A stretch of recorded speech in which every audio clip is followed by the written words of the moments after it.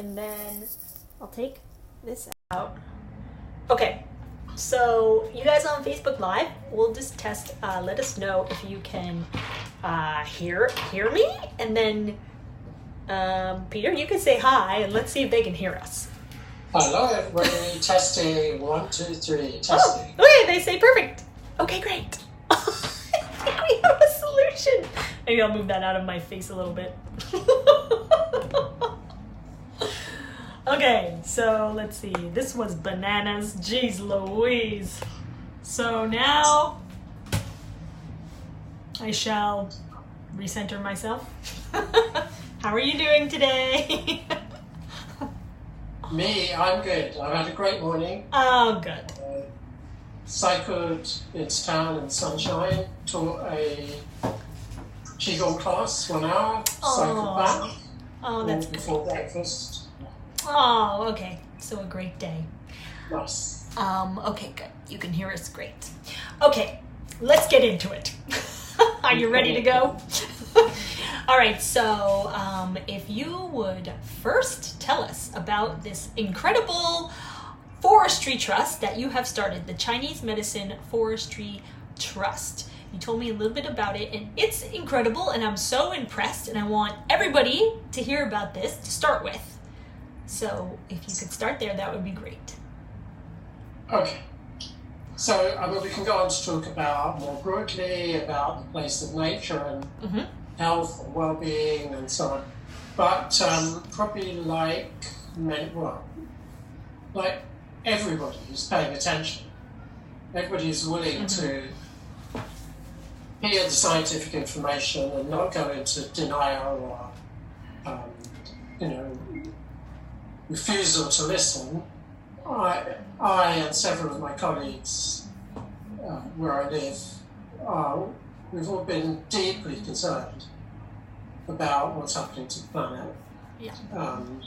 The fate of the planet, which seems to be getting worse by the day, as far as climate change is concerned. At the moment we have once-in-a-century floods in Britain, they have once-in-a-century fires in Australia. On the news last night was they're having to degraded the prospects of the Great Barrier Reef from challenging to disastrous. Oh. The world is... sorry, I'm finding it difficult to find the words. It's such an enormous thing that's happening around us. It's happening so quickly. In fact, there's another thing in the paper today that very large areas of the coast of southern England will be underwater by 2050. Wow. This includes where I live. Wow. So obviously this is really bad, and we need to act. We absolutely all are called upon to act. There's loads of ways we can act. We have to start changing our lifestyles. We have to consume less, buy less. We have to probably change our diets. And on the bigger picture, we can make all those personal changes. On the bigger picture, we need to start fighting to elect politicians and governments that take this seriously, not ones that ignore it and make it worse. Yeah. But there are also some really simple things we can do, very direct, that will help the environment, but also help our own mental well-being, because it's easy to feel overwhelmed, easy to go into despair. So the great thing we can do is to plant trees. Yes, definitely. Trees are fantastic. The more we learn about trees, actually, the more incredible it is. There's all this research coming out now that trees are kind of almost conscious beings. We know they communicate with each other through their root systems and through the mycorrhizal network, and also through pheromones they send out. So they warn each other of pest attacks. It seems likely now that trees will protect their young. They deliberately protect their own.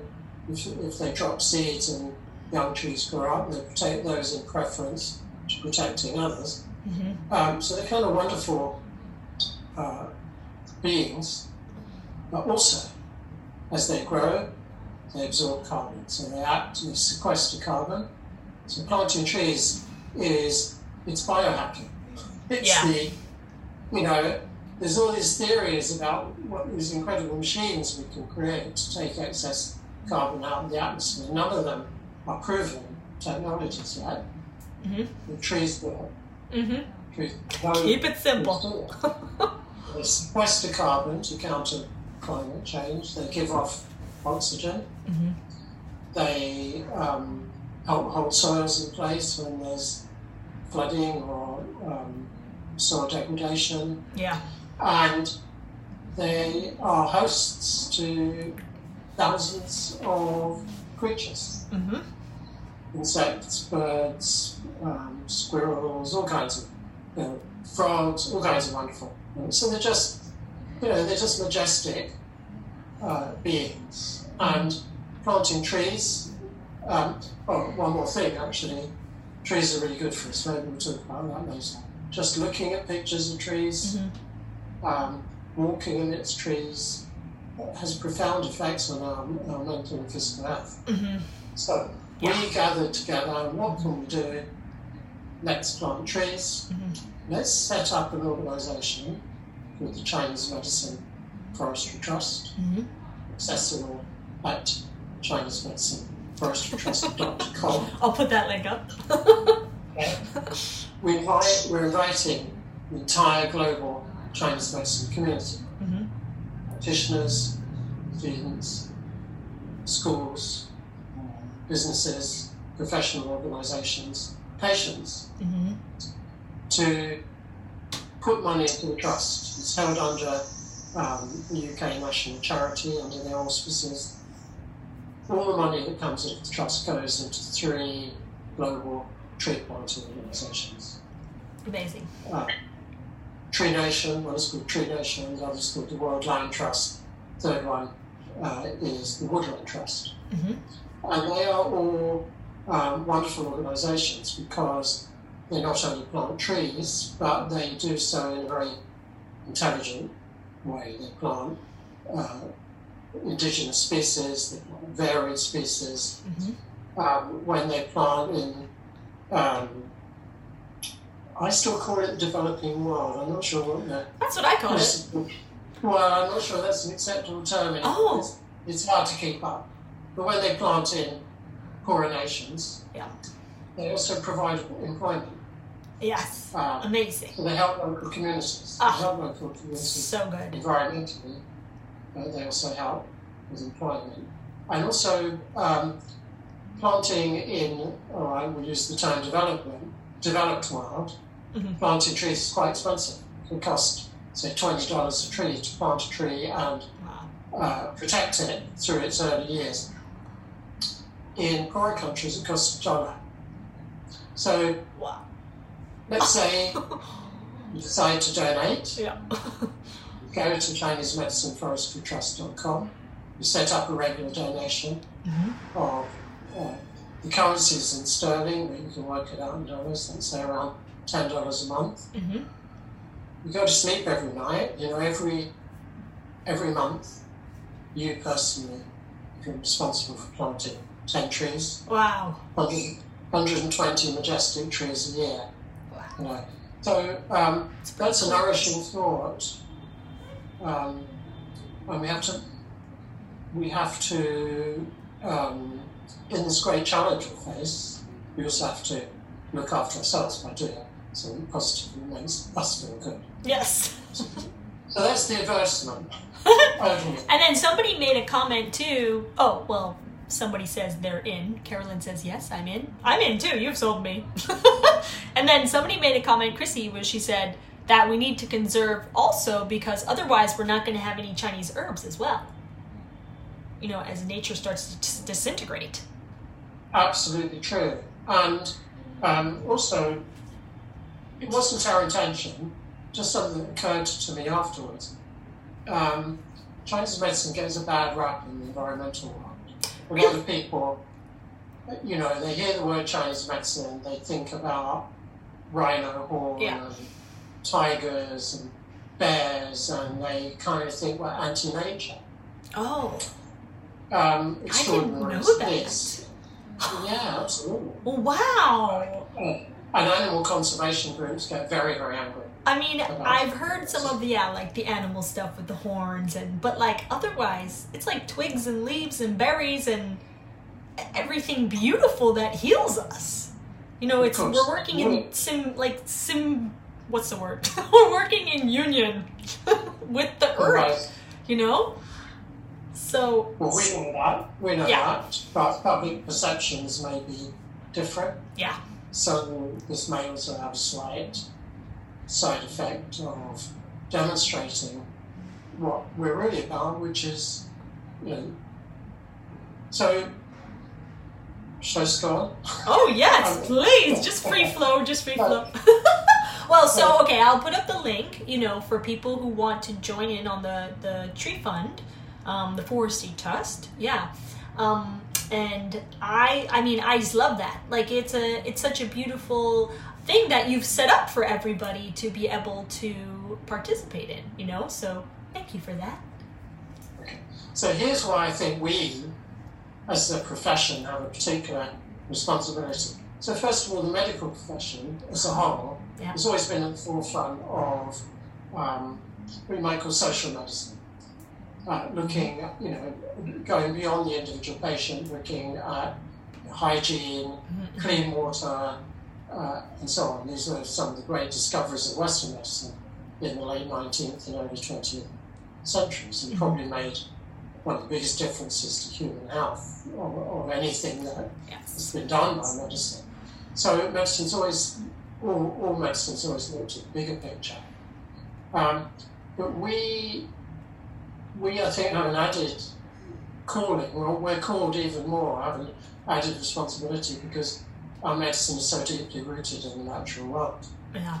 And there are two core philosophies that underlie the medicine, the yin and yang, which describe the great natural cycles of seasons and day and night. And the Young Emperor's classic tells us we should live in harmony. Seasons behave, you know, differently in winter from summer and spring and autumn. Follow those patterns. As we follow those patterns through the day, you know, rising as the yang rises, resting as the yin increases, and we follow those patterns in our life. You know, youth, maturity, old age. Forget what comes next. Immortalism. And then we have the 5 phases, which is really 5 phases is one of the earliest descriptions of the web of life, the interconnected web of life. Yeah. It connects us to the animal world, to the plant world, to the seasons again, to climate. So our medicine, everything about our medicine. You mentioned we use all these wonderful twigs and leaves and roots. When we talk about the acupuncture body, we're talking about streams and rivers and reservoirs and springs and seas. When we practice the internal healing arts, Qigong, we adopt movements from the animals, we connect heaven and earth. So our whole medicine is rooted in nature. So I feel we need to lead the way on this. No, that's a very powerful point. Yeah, that's a very powerful point. Speaking up, teaching, proclaiming. And we need to get, you know, we need to learn from the tiger. I was just teaching the tiger form this morning. So, tiger form, apart from its physical attributes, cultivates really strong assertiveness.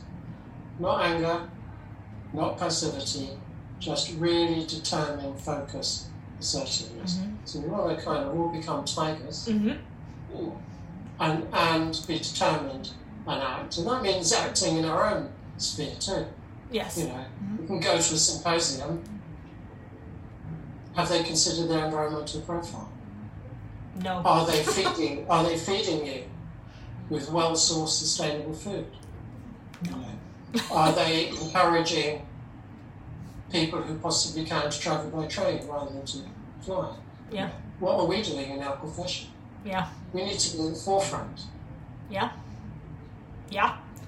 I mean, these are all excellent points. I mean, because we know that it is nature that is what's so healing for people. You know, I mean, that makes up everything in our medicine. And you're right. I mean, the theory, everything, you know, every single part of it. Really never thought about it the way that you're expressing it. Well done. You have a very compelling speech. Okay. And, you know, what is the greatest threat to human health now? Climate change. Climate change, you see, we are inseparably interwoven with nature. Yeah. Yeah. And maybe that's why people have been getting so sick, because we've been getting further and further away from it. Yeah, and we get, absolutely. So number one, throughout our evolutionary history, from the very beginnings, from the very first organisms, living organisms on Earth, that we are, you know, the opposite end of evolution from, up to the last millisecond in evolution in terms of, we have constantly been in nature, been part of nature. Yeah. We've lived in nature, we've worked in nature. You know, until the early 20th century, late 19th century, right through the world, most human beings worked outside in nature all the time. So it's not surprising, since we evolved in the natural world, that we resonate with it in terms of health and well-being. When we cut ourselves off from nature, we know that. Yeah. We know that people who are born and grow up in urban environments suffer higher rates of mental disease, higher rates of schizophrenia, for example. Yep. We know that something as small, as tiny as being able to see a tree from the window of your house, or actually from the window of your hospital bedroom, promotes healing. That was the first study they did in 1986. It's amazing. In 1986. It's like we've known this forever, you know? Patients recovering from gallbladder surgery, one ward looked out on a brick wall, one looked out on trees. And the people in the tree ward got better. They were discharged earlier and used fewer painkillers. Wow. So we're inseparable from nature. And if we cut ourselves off from it, we suffer. And when nature suffers, we suffer. Yeah. So, and the threats from climate change are greater than that, because they are that large areas of the world will become uninhabitable. Yeah. There'll be no water. Yeah. It's like already happening. It's crazy. You know, air is, you know, there are, just recently in Delhi, you know, the air in Delhi is like 1,000 times more polluted than World Health Organization limits. Oh, man. It totally impacts on human health. As the climate changes, diseases are expected to change. I mean, one of the great, you know, if you study Chinese medicine, they think, you know, anybody's into the herbal medicine, why did Shanghai Lun in the 3rd century, which talked about diseases due to attack by heat, by cold, whereas it's supplanted in the 16th and 17th century by the Wenbing theory, diseases due to attack by heat. It was thought to be because the centre of Chinese civilization moved it down south into warmer climates. So we're all going to move into warmer climates. With all these infectious diseases we associate with, well, you're in Bali, maybe, I don't know, maybe they have them all in Bali. But, you know, hot-speaking places. Yep. All those diseases we don't have in the cool temperate north, they're all coming our way too. Yep. Malaria, cholera, typhoid, all those things. Yep. So, the Lancet, which is one of the 2 most prestigious British professional health journals, says climate change is the greatest threat to human health. Wow. Wow.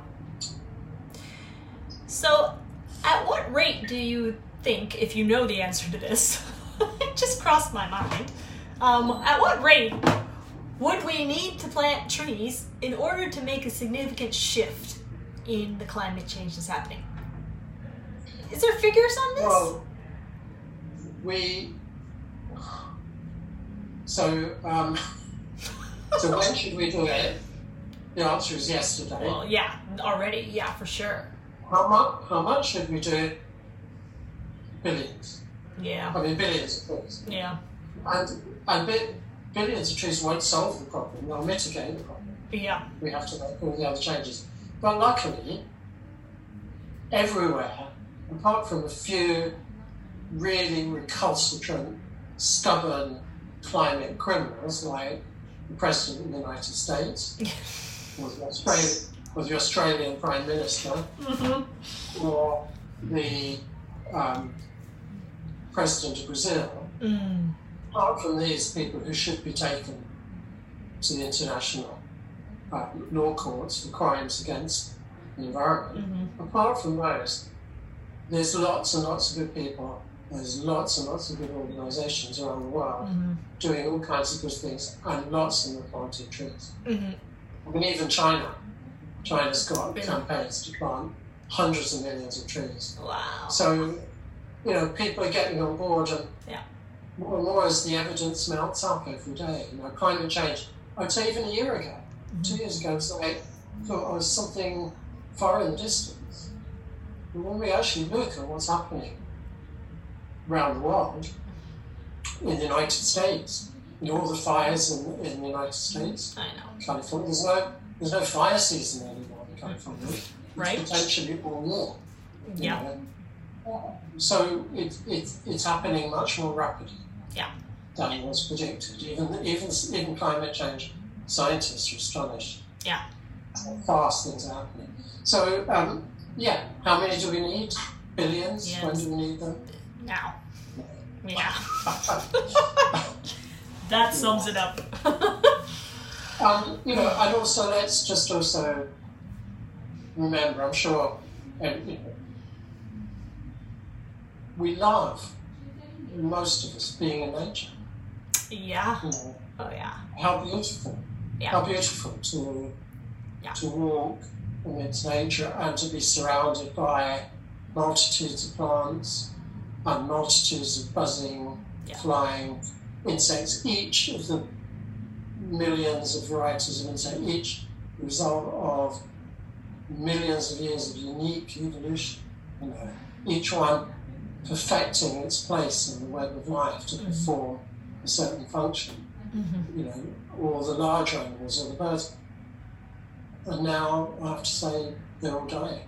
Yeah, I know. 60 to 70% of insects species have died off in the last 10 or 20 years. Wow. In the UK, the bird population, is reducing by significant numbers every year. So there's this balance between, oh my God, it's awful, and we're called to act. Yeah. And no pussyfooting around. Yeah. Too late. Too late to pussyfoot around. We have to. Yeah. I mean, and that's why, I'm so inspired by your actions, because you started by saying that, okay, I'm done taking flights, I mean, you're taking trains everywhere now, and then you started this up, I love your just take action attitude. It's really inspiring. Well, I'll tell you what's inspiring. I'll tell you what is really inspiring and utterly unique, I think, in the history of humanity, is leading the way on this. Children. I mean, we have kids going on climate strike once a month in Britain. I've acted as a marshal. I put one of their vest and walk on, mate. I don't have to do this, but in theory, to look after them. They're all 9, 10, 11, 12. Yeah. And they're all angry and they're all engaged. They've all been inspired by that extraordinary young woman, Greta Thunberg. Yeah. So, when has there ever been in the history of humanity a mass global movement led by children. Right? Never. Joan of Arc? Was she a child? Well, she was pretty young, actually, I think. Yeah. But that was a very... Different. It was different, and they didn't have the internet then, so it was very Yeah. Greta Thunberg has spoken to the world. Yeah. And if you pay attention to these events, these climate strikes, where they have a stage and young people get up on stage and speak, I've sat there, I've listened to 10-year-olds, to 12-year-olds, to 13-year-olds, to 14-year-olds speaking. You know, when people speak words of truth, we come from a really, really true place. We kind of penetrate. You know, they pass through our, heard it all before, defences. And the eloquence and the straight talking and the beauty of it is quite incredible. It's very moving. Wow. So that has to be one of our hopes, really. Yeah. So, okay. And then other than, of course, donate to the trust, what else can we do to help to spread the word and get the word out about it? Do you have ways in particular that you would like us to help? Yeah, I think, you know, look, nobody wants to be a doom bringer, you know. Nobody wants to. What? I mean, I've been a real doom bringer today. I apologise. Doom bringer. Oh. I don't go around grabbing their friends, looking deep into their eyes, going, "We're all doomed. We're all going to die. It's awful," you know. But what we can do, you know, is we can, if presumably anybody's watching this is the Chinese medicine profession, act as ambassadors. If you like Chinese Medicine Forestry Trust idea, be an ambassador for it. So that would mean posting on Facebook to your friends, your colleagues, drawing their attention to it, saying that you are supporting it and why you're supporting it, and you're making a regular donation, inviting them to write to communicate with your professional organisation. Ask them, have they done an environmental audit of all their operations? Write to the schools if you are going to, you know, you're going to a school at the moment, or you're an alumni of a school. Write to them. You know, have they done an environmental audit? And put pressure on people. Yeah. Be radical. Yeah. Take to the streets. Man the barricades. All right. Awesome. Well, great. I mean, that was really very, very compelling. You've made some excellent points I've never even thought of. I really hadn't thought of that at all. So I just love, I love what you're up to, and I love what you've created. And I'm down. I'll take it to the streets. You and me will raise the flag high, man, and everybody's listening. Everybody. Yes. Yeah. Through the Facebook to the Zoom. We'll do it again. We'll do another one when we're together. Then we don't have to worry about connecting our cameras. Yeah. Yeah, I just want to really... No, please. Anything. We can bring it down to the individual as well, because we need to be, individually, we need to be well as we can be, and as happy and rooted as we can be. And there's lots of ways we can do that, but one way we know is to make sure we spend time in nature. Yeah. And when we are dealing with patients, the kind of practitioner who does talk to patients about lifestyle and behaviour, then one of the ingredients, yes, we maybe talk to them at some point about how to eat reasonably well, and are they taking some kind of appropriate exercise, and are they getting enough sleep, but particularly people who we have concerns about their mental health, we know that being in nature and activity in nature is healing. It's called ecotherapy. Yeah. The gardener. Yeah. And especially challenging yourself a bit in nature contributes to emotional resilience. Kind of hiking and exercising in nature and working in nature and whatever. Or even if you're old and you can't get around much, just find a park, sit in it, and so people forget this. I know. These simple tools for healing. Yeah. Yeah. I mean, I forgot it. I'd mentioned to you that, I was in LA for 12 years. And it's great. And you're like, you go hiking sometimes and you're at the beach and stuff, but you're still on the cement and the tar and you're inside so much that I didn't even realize how much it affected me really until I got to Bali earlier this year. And you're just immersed in nature. You just feel completely different, everything different, and like you're connected to with the cycle. You sleep so great, you wake up when the sun comes up. Like, it's incredible when you connect with nature, and there's a whole movement too with the earthing, with the earthing, people walking on the earth and saying it like is healing them. I mean, that is real. Right, absolutely. Yeah.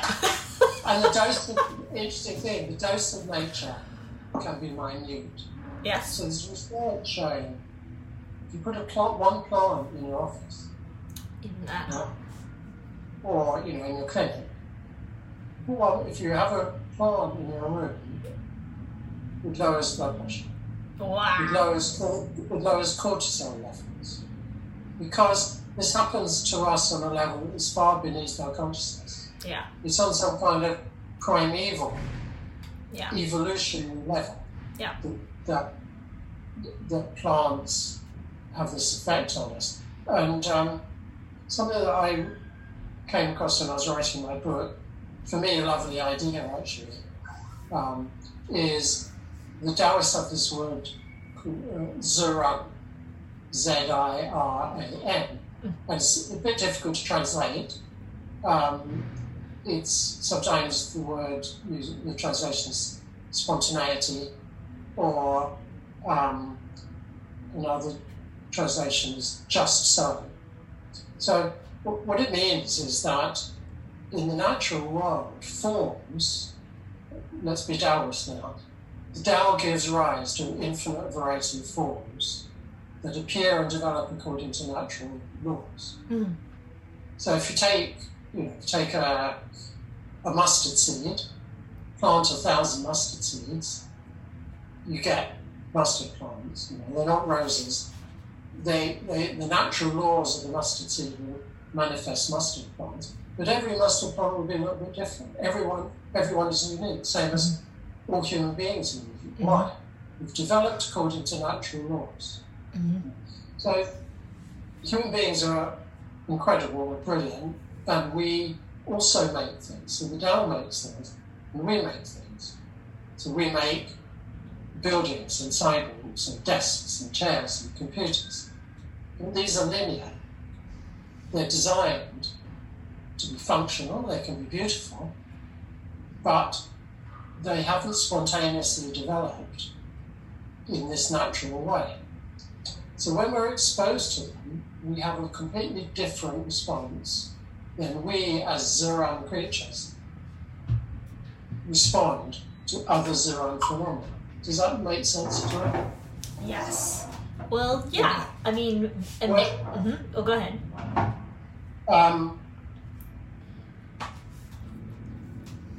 Maybe I've not explained it very well.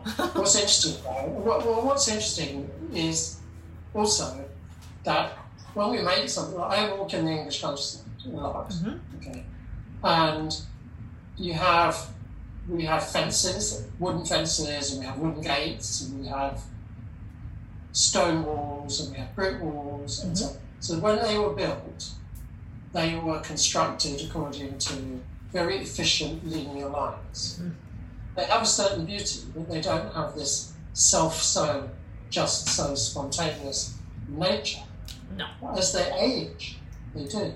That's true. As the brick crumbles and the mosses appear, as the wood starts to fade and crack and change its linear shape, then when we look at them, the beauty of them, which is different from the beauty of what they were like when they were brand new, affects us on a heart and spirit level, completely different way, because they have become contaminated, if you like, contaminated with naturalness. Yeah.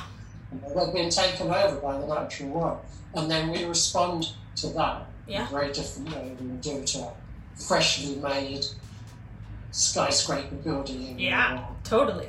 Perfectly placed piece of tarmac or something, even though, they can be beautiful.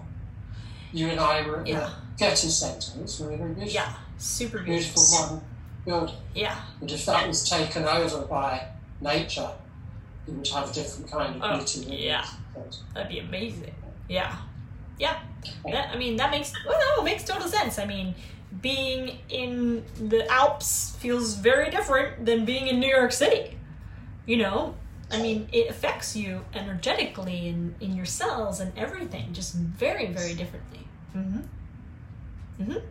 Yes. I'm done. I've got nothing more to say. If anybody has watched it this long, there's a few. I think it's because my broadcast looks a little odd also. They're probably like, what is going on? Alyssa and I can just talk for hours and hours. We can. But before we wrap up, I want you to tell everybody too, because you did another incredible thing, and you just finished another book recently. So will you tell everybody about your book, and it coming out, or when it's coming out, or you don't really know yet, right? When it's going to be out? Well, it's not really my book. It's not my book at all, actually. Everybody's book. It is a book that I helped assemble a team to write and edit, and with the kind of rather naive belief that I'd sit there like a benevolent that you do nothing. Mafioso don, like this. Are you working hard? Are you, deliver to me, and I'll just, just wrap it up in the end. Yes. No, you've been working very hard on this book. It didn't work like that, and I'd really spent most of the last year unbelievably editing this. Yeah. How can you say it's not your book? Not my book. You should. So much more work than I expected. For reasons I still don't quite understand, but hopefully it'll be a very, very valuable book. It's a book on treatment of infertility by Chinese medicine. It's predominantly herbal medicine.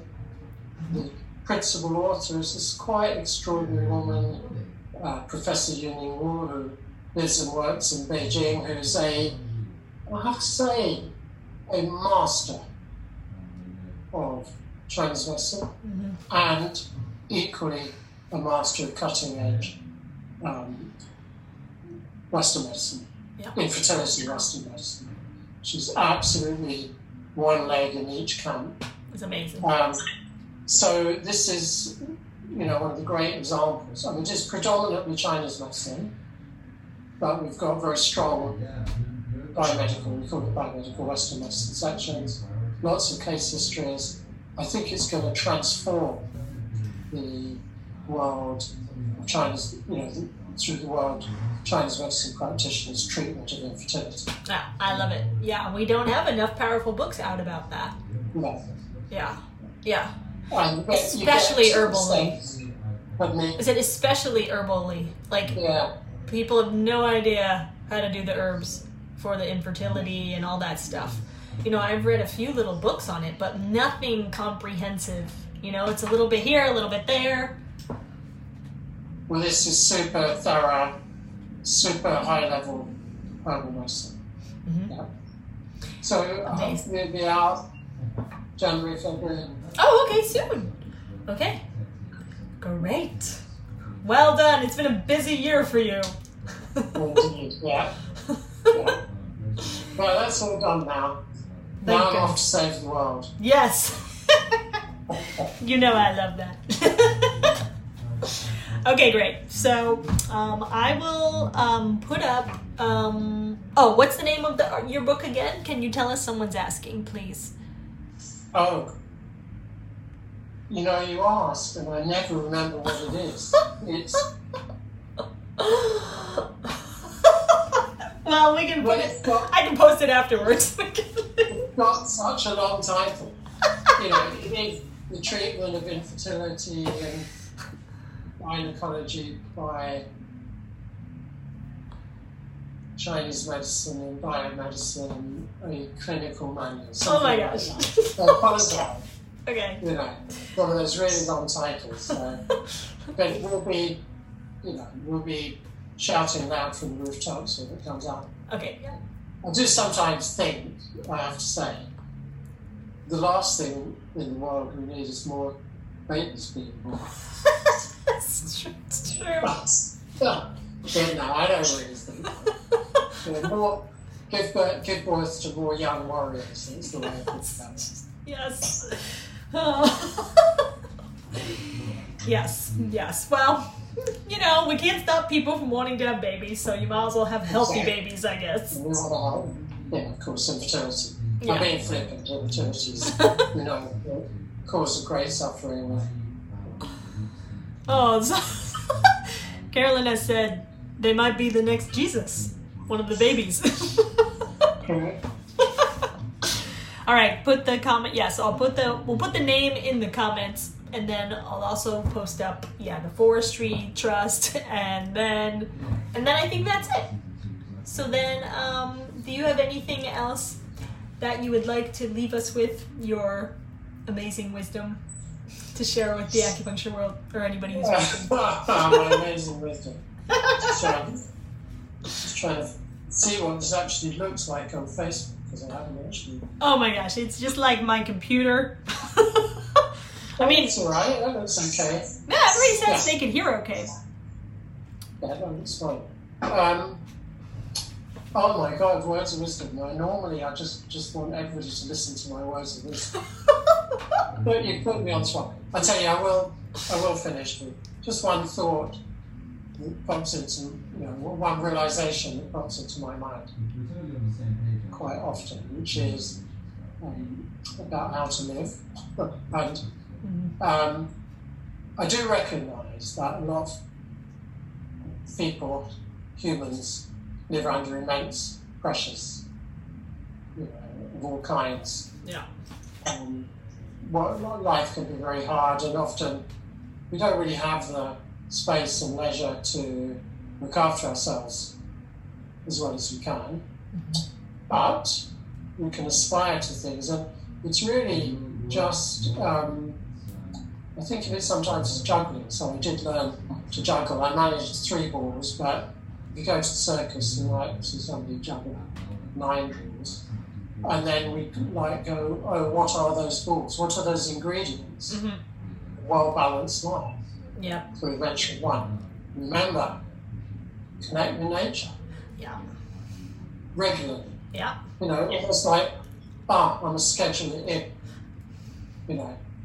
Friendship. Sometimes we're very busy in our lives, we neglect our friends. Schedule it in. Be a good friend, make sure we connect our friends regularly. Take exercise, obviously. Yeah. Regularly. Eat well. Sleep. Try to do something creative. Mm-hmm. Laugh. Make sure we laugh enough. So everybody's going to have slightly different balls in the air. But the main thing is we want balance between these things. Rather than, totally spend every spare second with friends and forget everything else, or just work and forget, you understand. The balance. Just kind of identifying for ourselves, almost making a list. These are the ingredients I want in my life. Yeah. And just try and be conscious that I create space a time for all of these if I can. That's it. Yeah. End. Yep. Okay. Wise words. Thank you. All right. So then, yes, thank you for your time and thank you for your patience with our technology meltdown and everybody watching. And I am definitely completely inspired by what you spoke about. And you make an excellent point, and I will help to continue to spread the word of your forestry trust. It's a really beautiful thing, and it's really intertwined with our medicine, very, very, very much, very much. So thank you for setting that up and bringing that to our profession. All right, I will talk to you soon. Bye! All right. All right, guys. Thanks for... I'm back. Now there's some loud person talking next door too. I don't know if you can hear him, hopefully not. But anyway, sorry for the technology meltdown. We figured it out with Zoom, and next time we'll make it work. Who knows what happens, but amazing stuff that Peter shared with us, and I'll put up the links. And yeah, he's got another book coming out too, which is amazing. I love that he just is always doing something. And thanks for joining us today, and I'll see you soon.